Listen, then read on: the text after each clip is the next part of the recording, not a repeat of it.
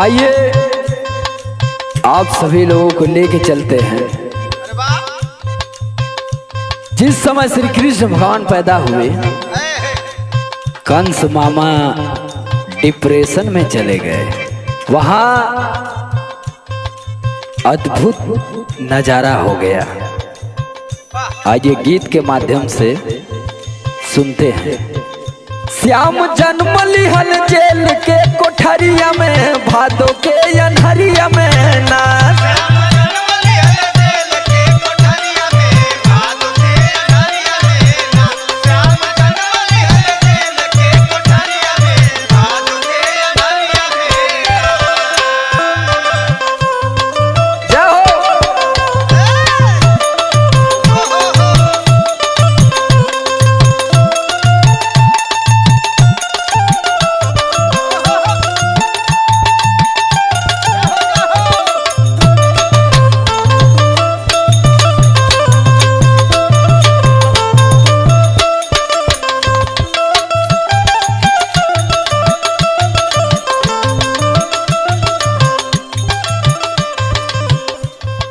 और घनघोर बादल छा गए। देखिए क्या होता है। भादो माह के अनहार तिथि अष्टमी बुधवार,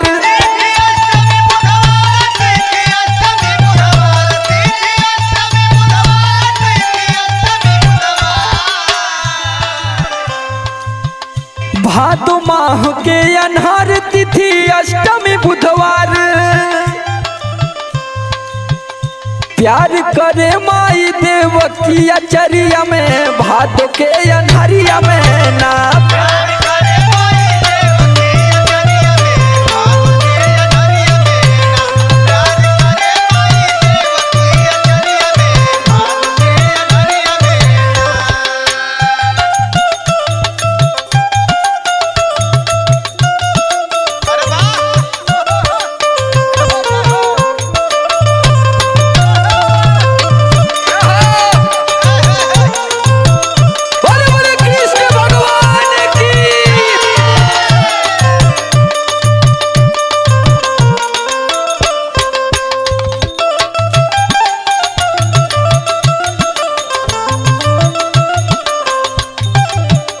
जिस समय कृष्ण भगवान का जन्म होता है, जेल के दरवाजे ऑटोमेटिक खुल जाते हैं।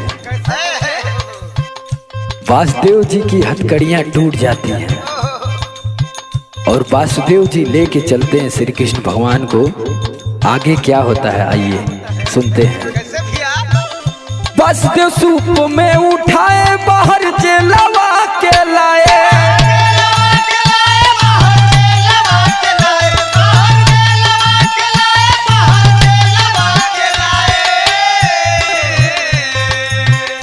वासुदेव सूप में उठाए बाहर जेलवा के लाए। द्वारपाल सब सो गए निदरिया में, भादो के अनहरिया में ना।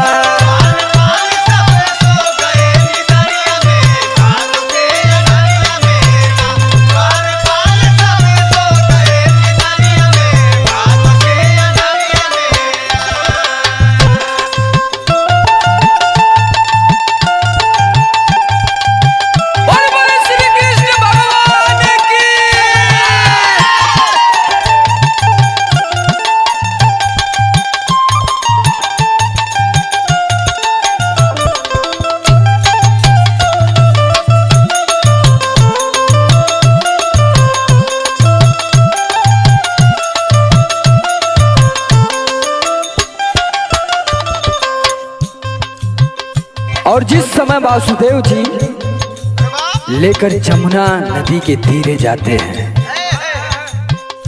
जैसे धीरे धीरे उनके कदम बढ़ते हैं, जमुना जी बढ़ती जाती हैं और नभ में बिजलियां चमकने लगती हैं। उस समय का दृश्य देखिए। चमके नभ में बिजुरिया उठे जमुना में लहरिया,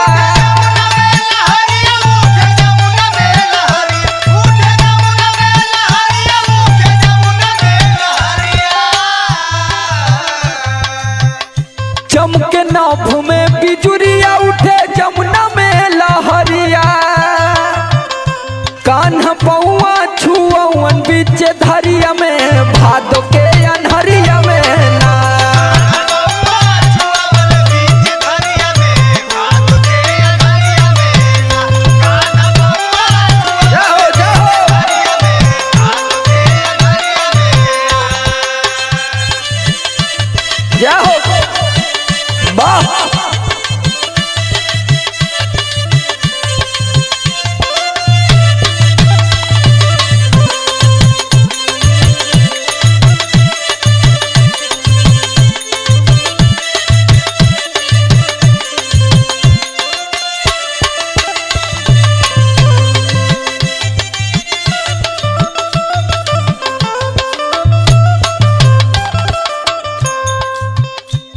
और वासुदेव जी सूप में लेकर कृष्ण भगवान को गोकुल नगरी पहुंचते हैं। जसोदा जी को पुत्री पैदा हुई होती है। कृष्ण भगवान को वहां सुलाकर पुत्री को लेकर आते हैं और उस पुत्री को मारने के लिए जिस समय कंस मामा एकदम आग बबूला हो जाते हैं, उस समय का दृश्य क्या होता है आइए सुनाते हैं। कंस मारन को उठाया उड़ली ना भवा में माया।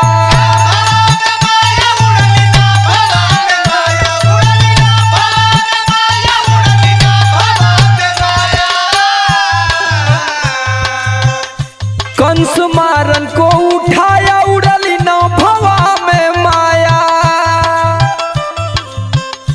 काया बस गईली विंध्याचल पहाड़िया में भादो के